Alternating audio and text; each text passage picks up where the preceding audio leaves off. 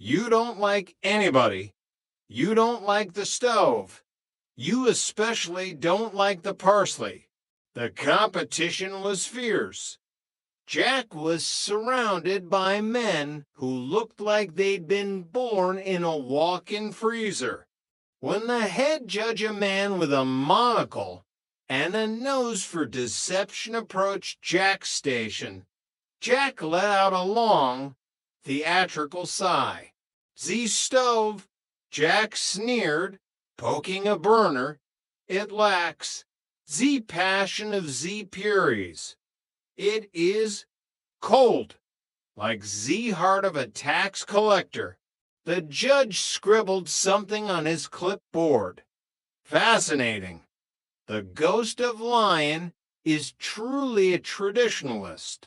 Jack managed to navigate through the appetizer and the main course, his French accent getting thicker with every glass of cooking wine he sampled. But disaster struck during the dessert round. His mustache, weakened by the steam from a reduction sauce, began to peel away from his face. "Mr. Du Bois," the judge said, leaning in, "is your lip shedding?" "Ah, it is a rare skin condition." Jack scrambled, trying to press the hair back into place. "From Z Sultan's kitchen, too much saffron. It makes Z follicles rebellious." The mustache eventually fell into the chocolate mousse. Jack didn't win the grand prize, but he did get a special mention for theatrical innovation. Chapter 15, The Secret Admirer and the Bouquet of Blunders. The following Tuesday, a delivery boy arrived at apartment for carrying a bouquet of red roses so large it could be seen from space. There was no name on the envelope, only a card that read, "To the most beautiful girl on the 3rd floor. Meet me at the Regal Beagle at 8. Your secret admirer." The trio stared at the flowers. "Well, obviously they're for me," Chrissy said, flipping her hair. I did smile at that guy at the bus stop yesterday, the one with the briefcase.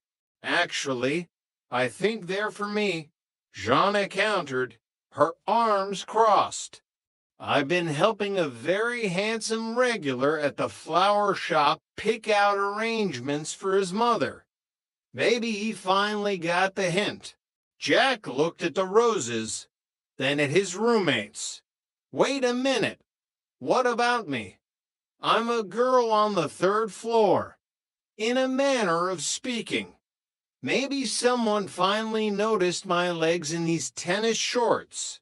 "Jack, nobody is sending you red roses unless they want you to stop wearing those shorts," Jana said.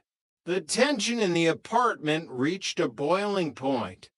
Both Jana and Chrissy spent the entire afternoon preparing for the 8 o'clock rendezvous.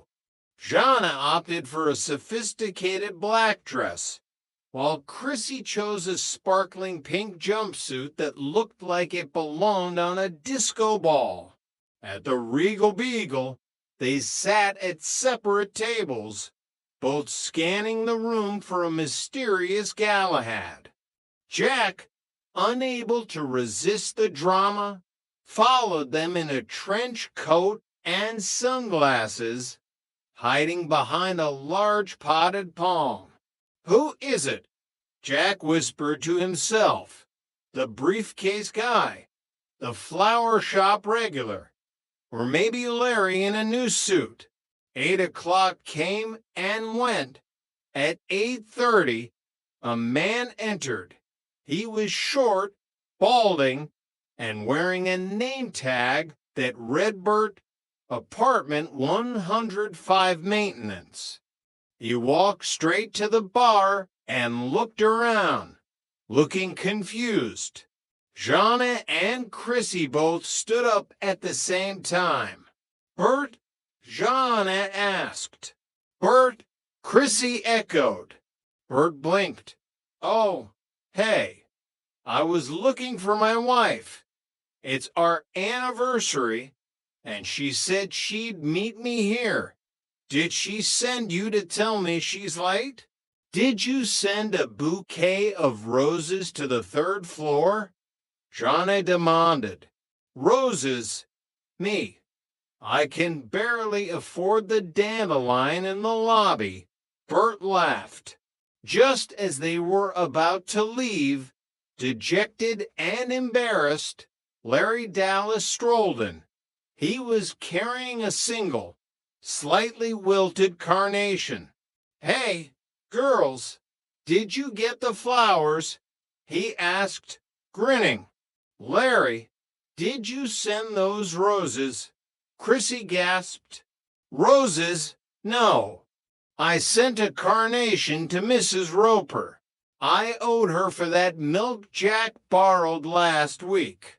But the delivery guy said he had a giant order for the third floor and asked me if I knew which girl was the prettiest. I told him they were all the same girl the one in apartment 4. I figured you'd share. Share red roses? Johnny fumed. Yeah, the guy who actually sent them was some millionaire looking for his daughter. He got the address wrong. I just thought I'd take the credit for a minute. Larry shrugged. Johnny and Chrissy both grabbed their purses and walked out, leaving Larry with the carnation.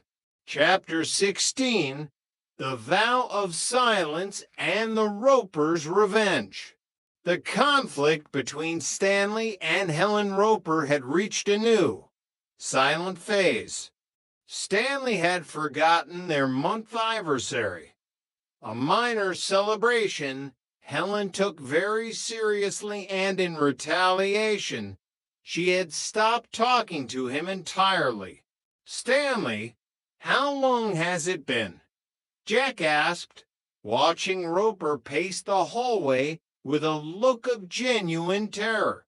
3 days, Tripper, 3 days of silence.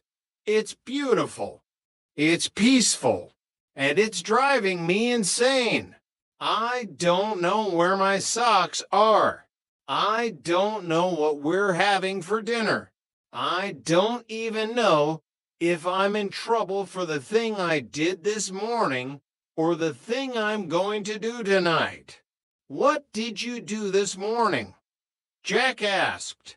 I used her fancy bath oil to grease the hinges on the front door. It smells like a lavender field in a hurricane out there. Helen was a woman of iron will. She communicated only through sticky notes. One on the fridge said, "Feed yourself. The dog is on my side." Another on the TV said, "I am watching my program. You are watching the wall." Jack, Johnny, and Chrissy decided they had to intervene. They invited the Ropers up for a reconciliation dinner, hoping that Jack's cooking would soften the blow. We have to be careful, Jonna warned. One wrong word and Helen will put a do not talk sign on us. 2. The dinner was an exercise in awkwardness. Jack served a delicate fish course, but Stanley kept trying to make Helen laugh by making faces with his peas. Helen sat stone-faced, eating with the mechanical precision of a robot. So, Helen, Chrissy chirped, trying to break the ice. Did you see that movie about the silent monk? He didn't say a word for 40 years. I bet he had really clean socks. Helen didn't even blink. The breakthrough happened when Stanley accidentally sat on the puppy's squeaky toy, which was hidden under his chair cushion. The loud squeak was followed by Stanley jumping nearly a foot into the air and knocking over a glass of water. "Stanley, you clumsy idiot!"